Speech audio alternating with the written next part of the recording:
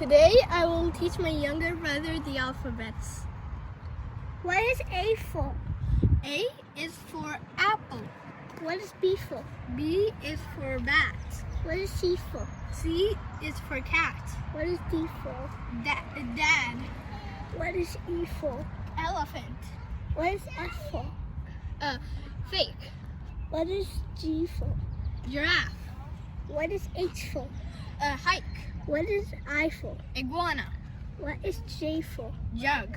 What is K for? Kangaroo. What is L for? Lake. What is N for? M for make. What is N for? Nope. What is O for? Octopus. What is P for? Pen.